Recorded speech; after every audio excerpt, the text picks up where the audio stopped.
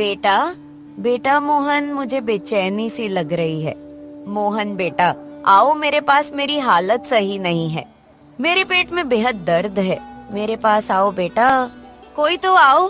बहू, बहू कहाँ हो? मेरे पास आओ ना। अरे सुनीता, उठो ना। माँ इतनी रात को हमें क्यों बुला रही? चलो ना, चल कर देखते हैं।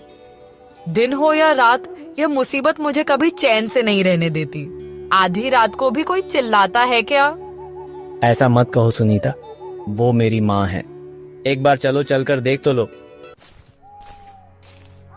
सुनीता और मोहन बूढ़ी माँ के पास जाकर बोलते हैं।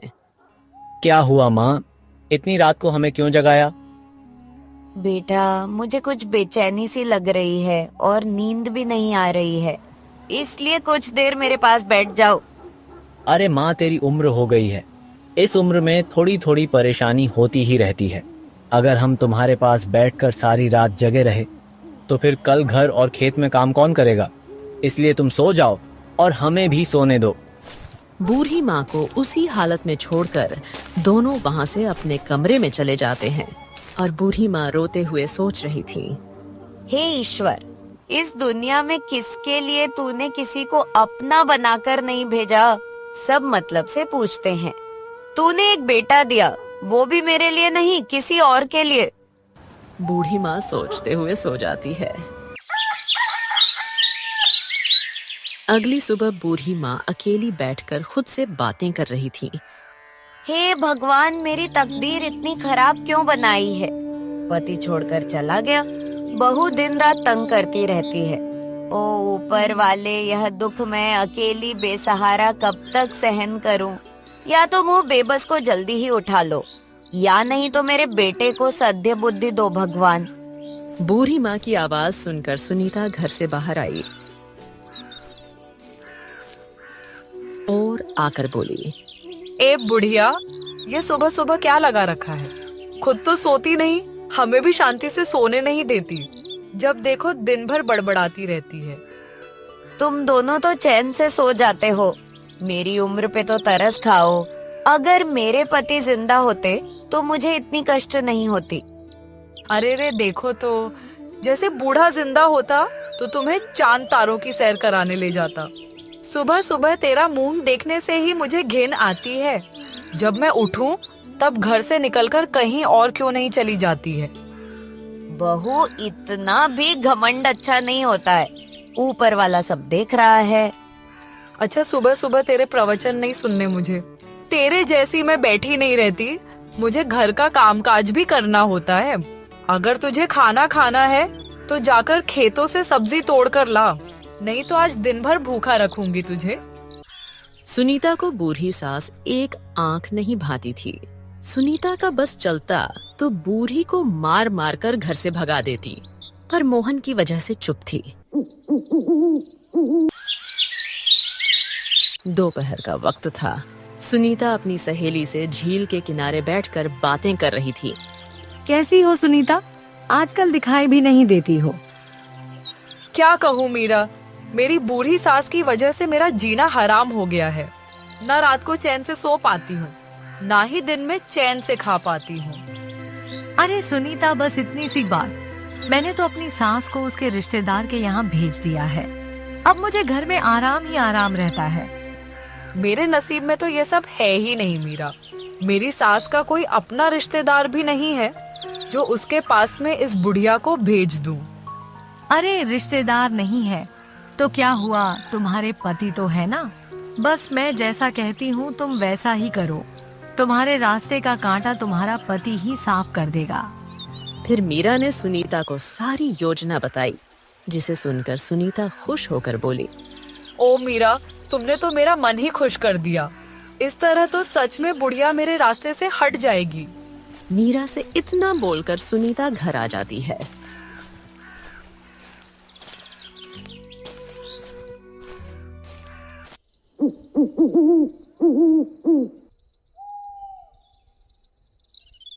रात को मोहन घर आया तो अरे भाग्यवान, घर में कुछ खाने को बनाया है तो खाने को दे दो, बहुत जोर से भूख लगी है। इस घर में जिसे जो खाना है वो खुद से बनाए और खुद खाए। मैं किसी की नौकर नहीं हूँ जो दिन रात काम करती रहूं। अरे बाप रे, सुनीता आज तुझे क्या हो गया? इतने गुस्से में क्यों हो भाई? सुनीता के मन में तो मीरा की सिखाई हुई बातें चल रही थीं। सुनीता कुछ नहीं बोली और बिना खाए पिए ही भूखी सो गई। सुनीता अब इसी तरह करने लगी थी। जब मोहन घर पर नहीं होता तो बिना गलतियों के भी बुढ़िया को मारती पीटती। मुझे क्यों मार रही हो बहू? मैंने क्या बिगाड़ा है तेरा? मेरी हालत पर तो रहम करो। तुझ पर रहम करूं बुढ़िया? जब तक तू नहीं मरेगी तब तक चैन नहीं मिलेगा मुझे। अभी तो छोड़ देती हूँ तुझे। अगर अपने बेटे को कुछ भी बताया ना तो और मारूंगी, समझ गई ना?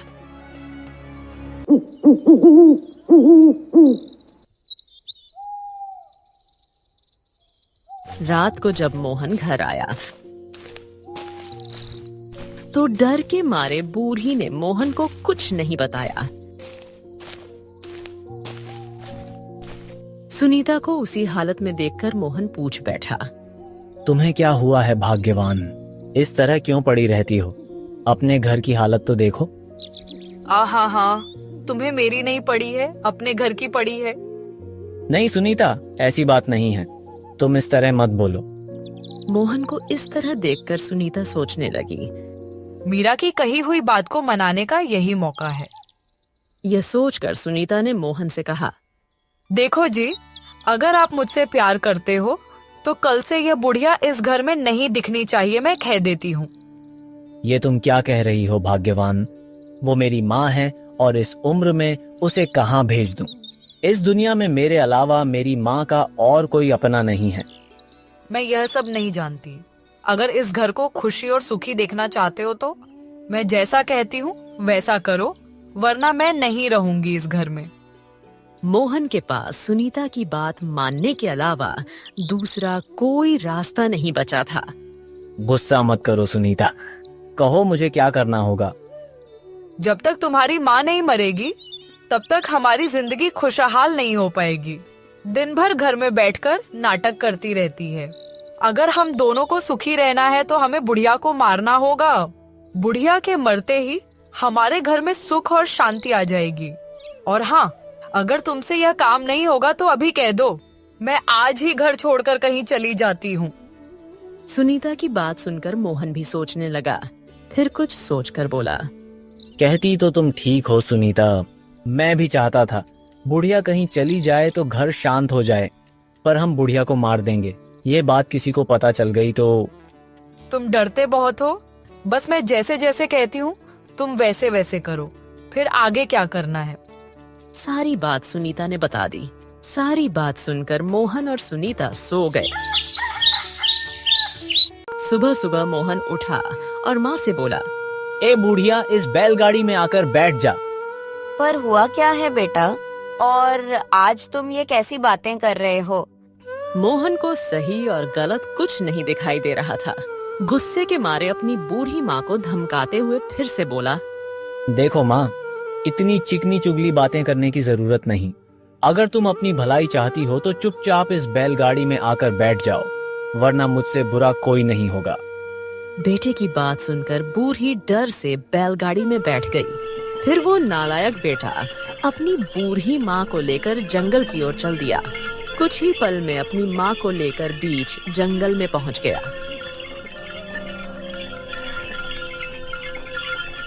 बूढ़ी माँ को बैलगाड़ी पर छोड़कर वो चिता बनाने में जुट गया।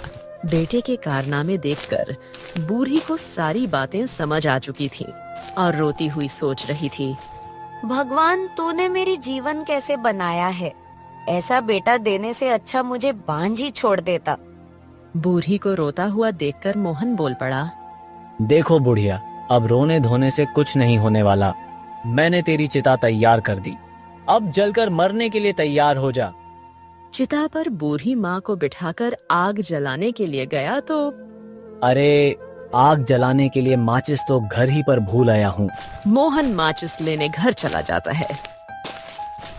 उसी मौके का फायदा उठाते हुए बूढ़ी माँ जल्दी से उस चिता से उठकर अपने हिसाब से लकड़ियां लगा देती है और पेड़ के पीछे जाकर छुपकर सब देखने लगती है। कुछ पल के बाद मोहन आग से जलती हुई मशाल को लेकर आता है और चिता में आग लगा देता है। आज से सुनीता कभी दुखी नहीं होगी। कुछ पल चिता जलने के बाद मोहन घर वापस आ गया।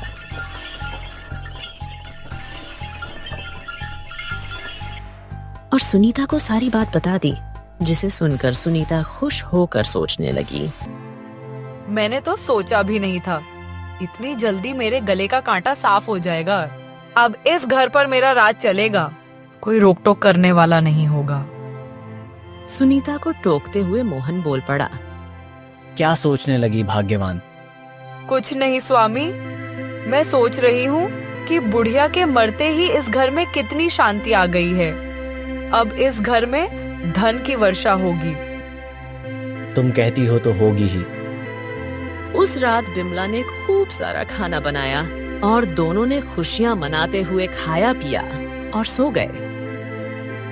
उधर बूढ़ी माँ जंगल की एक झोपड़ी में रोते हुए सोच रही थी। अब मैं कहाँ जाऊंगी, क्या करूंगी? भगवान ने मुझे एक ही बेटा दिया था, वो भी बीवी का गुलाम और नालायक निकला। हे ईश्वर, अब तू ही मुझे कोई रास्ता दिखा। तभी अचानक उस जंगल में दो चोर अपने लूटे हुए धन के साथ उसी झोपड़ी के पास आ गए। देख भाई, लूटा हुआ धन हम यहीं बंटवारा कर लेते हैं, आगे नगर आने वाला है। हाँ भाई, तुम ठीक कह रहे हो, सुबह भी होने वाला है, जो करना है जल्दी करो। दोनों की बातें सुनकर बूढ़ी अंदर से ही चिल्लाने लगी।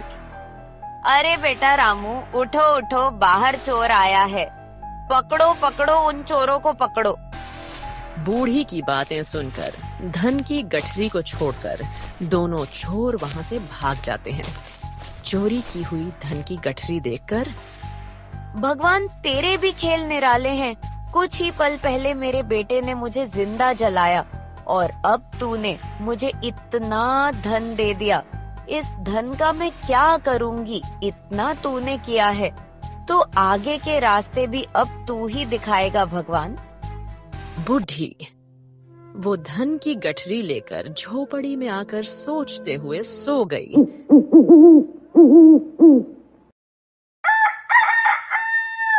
सुबह उठी और धन की गठरी लेकर सीधा घर की ओर चल पड़ी। सुनीता घर के बाहर ही बैठी हुई थी। जब मरी हुई सास को आते देखा, हड़बड़ाते हुए मोहन के पास पहुंच गई। सुनो जी, कल तुमने कहा था ना कि बुढ़िया को जला दिया है और बुढ़िया मर गई है। हाँ भाग्यवान, तुमने ठीक ही सुना था। मैंने अपने हाथों से जलाकर आया था, पर हुआ क्या, मुझे भी बताओगी? तुम्हें मेरे साथ झूठ बोलते शर्म नहीं आ रही है? उस बुढ़िया को जंगल में जिंदा छोड़कर घर आ गए और ऊपर से ठाठ दिखा रहे हो। मैं सच कह रहा हूँ सुनीता, मुझ पर भरोसा करो। अगर तुम सच कह रहे हो तो बाहर जाकर देखो कौन खड़ा है। मोहन हड़बड़ाए हुए बाहर आकर देखता है तो अपनी बूढ़ी माँ को देखकर आश्चर्यचकित होकर बोलता है। अरे माँ, तू यहाँ? तुझे तो मैंने कल जिंदा जला दिया था। मेरी आंखों के सामने तेरी चिता जलकर राख हो गई थी, पर तू जिंदा बचकर कैसे वापस आ गई? तभी बूढ़ी माँ ने धन की गठरी दिखाई, जिसे देखकर मोहन और सुनीता चकित हो गए। अरे माँ, तुम्हारे पास इतना सारा धन कहाँ से आया? कुछ बताएगी या चुपचाप यूं ही बैठी रहेगी? बुढ़िया चालाक तो थी ही। अपने भटके हुए बेटे को रास्ते पर लाने के लिए कुछ पल सोचकर बोली। कल सुबह तूने मुझे जिंदा जला दिया था। सुबह के वक्त जिसे भी उस जंगल में जिंदा जलाया जाता है, उसे भगवान नहीं रखते, ढेर सारी धन के साथ उसे वापस भेज देते हैं। मैं ठहरी बूढ़ी, मुझसे जितना उठा उतना धन लेकर आई हूँ। अगर मैं तेरी पत्नी की तरह होती तो वहाँ से एक बोरी धन जरूर भर लाती, जिससे तुम्हें जिंदगी भर काम करने की कोई जरूरत नहीं पड़ती बेटा। बुढ़िया माँ की बातें सुनकर दोनों सोचने लगे। दोनों को उसी हालत में छोड़कर बुढ़ माँ अपनी धन की गट्ठी लेकर अपने कमरे में आ गई। अब देखती हूँ ये दोनों लालची क्या करते हैं। उधर सुनीता कुछ सोचकर बोली। सुनो जी, क्या बुढ़िया का कहना सच है? ऐसा भी हो सकता है क्या मरे हुए इंसान को भगवान धन देकर वापस भेजते हो? यह सच है सुनीता। मैं अपने हाथों से माँ को जलाया था और वो जिंदा धन के साथ वापस आ गई। इससे तो यही पता चलता है कि माँ जो कुछ भी कह रही है वह सच है। मोहन की बात सुनकर सुनीता के मन में लालच आ गया। सुनो ना जी, मैं आपसे एक बात कहूँ, तुम मना तो नहीं करोगे? मैंने तुम्हारा कहा कभी नहीं माना किया। कहो क्या कहना चाहती हो? मैं ये कह रही थी कि कल जिस तरह आपने माँ को जलाया था उसी तरह मुझे भी जला देते तो मैं भी भगवान के पास जाकर बहुत सारा धन लेकर वापस आ जाती। ये तुम क्या कह रही हो सुनीता? अगर कुछ ऊंच नीच हो गई तो? कुछ नहीं होगा। माँ ने अभी कहा ना कि जिसे भी सुबह सुबह जंगल में जिंदा जलाया जाता है वो भगवान के पास सीधा पहुँच जाता है और भगवान उसे बहुत सारा धन देकर वापस भेज देते हैं। जो तुम्हें उचित लगे। बूढ़ी माँ को बिना कुछ कहे मोहन ने सुनीता को बैलगाड़ी में बिठाया और जंगल की ओर चल पड़ा। जंगल पहुंचकर, सुनीता, ये वही जगह है जहाँ मैंने माँ को जलाया था। अब देर ना करो, मुझे भी वैसे ही जला दो और हाँ, मेरी चिता पर दो खाली बोरियां भी डाल देना, उसी में धन भर कर ले आऊंगी। फिर मोहन ने 2 बोरियों के साथ बिमला की चिता में आग लगा दी। आग ने अपनी रफ्तार पकड़ी तो सुनीता चिल्लाने लगी। बचाओ बचाओ जी, बहुत जलन हो रही है। शांत हो जाओ सुनीता, यह जलन कुछ ही पल की है। कल तुम धन के साथ वापस आ ही जाओगी। मोहन सुनीता को जलते हुए छोड़कर घर वापस आ गया। घर पहुंचते ही बुढ़िया ने भोला से पूछा, बेटा, आज बहू दिखाई नहीं दे रही, कहीं गई है क्या? हाँ माँ, वो कल सुबह तक आ जाएगी। मोहन की बात सुनकर बुढ़िया मन में सोच रही थी, तुम दोनों धन पाने के लालच में इतना भी नहीं सोच पाए कि मरे हुए इंसान कभी वापस नहीं आते। खैर, जो जैसा करता है उसे वैसा ही मिलता है। लालची मोहन सुबह होने का इंतजार करने लगा। सुबह होते ही मोहन घर से बाहर आकर बिमला का इंतजार करने लगा। बुढ़ माँ भी वहीं बैठकर देख रही थी। सुबह से शाम हो गई पर सुनीता नहीं आई। मोहन को उदास देखकर बुढ़िया माँ ने मोहन से पूछा, अरे मोहन, क्या हुआ? कुछ बताएगा भी? फिर मोहन ने जंगल में हुई सारी बातें बताते हुए कहा, माँ, तुम तो भगवान से धन लेकर सुबह सुबह वापस आ गई थी, परंतु सुनीता अभी शाम होने तक घर नहीं आई। अच्छा, ये बात है। जब तक सुनीता आती है तब तक तुम एक काम करो। क्या करना है माँ? तुम ये धन की पोटली लेकर बाजार जाओ और अपने लिए एक माँ और पिताजी खरीद के ले आओ। मोहन धन की पोटली लेकर बाजार की ओर चल पड़ा। बाजार पहुंचकर एक जगह खड़ा होकर आवाज देने लगा, मुझे एक माँ और पिता चाहिए, उसके बदले में पैसे दूंगा। मुझे एक माँ और पिता चाहिए, उसके बदले में पैसे दूंगा। मुझे एक माँ और पिता चाहिए, उसके बदले में पैसे दूंगा। मोहन की बात सुनकर वहां 2 लोग पहुंचे और मोहन से बोले, अरे मूर्ख इंसान, जन्म देने वाली माँ और पिता कहीं खरीदा जा सकता है?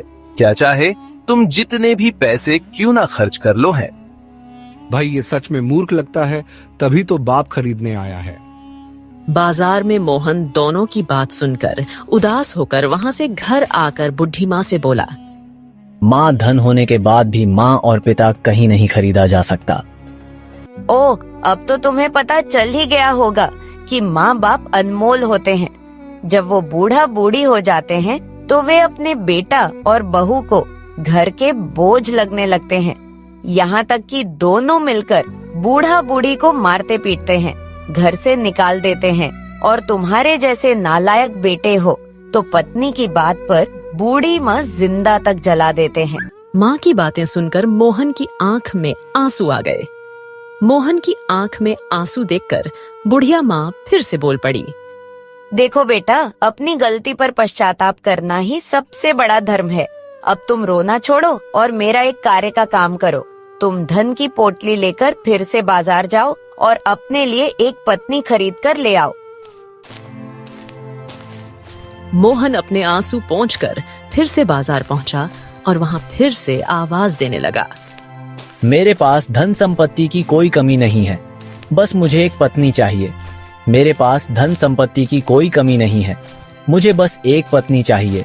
मेरे पास धन संपत्ति की कोई कमी नहीं है, बस मुझे एक पत्नी चाहिए। मेरे पास धन संपत्ति की कोई कमी नहीं है, मुझे बस एक पत्नी चाहिए। मोहन की बातें सुनकर फिर से 2 लोग भोला के पास पहुंचे। अरे बेटा, सच में तुम अमीर हो? तुम्हें शादी करनी है? हाँ काका, मेरे पास धन संपत्ति की कोई कमी नहीं, बस मुझे बूढ़ी माँ की सेवा करने के लिए पत्नी चाहिए। मोहन की बात सुनकर दोनों सोचने लगते हैं। लड़का बहुत संस्कारी और धनी लगता है, इससे अपनी बेटी की शादी करवा के रहूंगा। तभी अचानक दूसरा इंसान बोल पड़ा। भाई, मेरी बहन बहुत ही सुशील और संस्कारी है, ये तुम उसी से शादी कर लो। अरे रुको रुको, इस लड़के से तो मैं अपनी बेटी की शादी करवाऊंगा। दोनों को टोकते हुए मोहन बोला। आप दोनों इस तरह मत लड़िए, मैं कल अपनी माँ को लेकर आऊंगा। उन्हें जो भी पसंद होगी मैं उसी से शादी करूंगा। इतना बोलकर मोहन घर वापस आते हुए सोच रहा था। आज मेरी माँ ने मेरी आंखें खोली। मैं बोलूं, अपनी पत्नी की बात में अपनी बूढ़ी माँ की हत्या कर बैठा था, पर भगवान, तूने मेरी माँ को मरने नहीं दिया। सोचते हुए मोहन घर पहुंचा और फिर बाजार की हुई सारी बातें बुढ़िया माँ को बताई, जिसे सुनकर माँ बोली। अब तो तुम्हें समझ में आ ही गया होगा, माँ बाप दूसरे नहीं ला सकते पर दूसरी पत्नी जरूर पा सकते हो। हाँ माँ, आपकी सारी बात अब मैं समझ चुका हूँ, पर माँ अभी तक बस एक बात नहीं जान पाया। विमला तो उस आग से जिंदा नहीं बच पाए, पर आप उसी आग से जिंदा बचकर और धन के साथ कैसे वापस आ गई। फिर बुढ़ी माँ ने मोहन को सारी आप बीती कह सुनाई और बोली। बेटा, तुमने पत्नी की बात मानकर पहले मुझे मारने की कोशिश की, फिर धन की लालच में तुमने पत्नी को ही जला दिया। किसी भी चीज का लालच करना बुरी बात है। भगवान ने जीवन दिया है, उसका आनंद लो, ना कि गलती करके अपना जीवन बर्बाद करो। अगर आप सब इस तरह के अच्छे और रोमांचक कार्टून वीडियो देखना चाहते हैं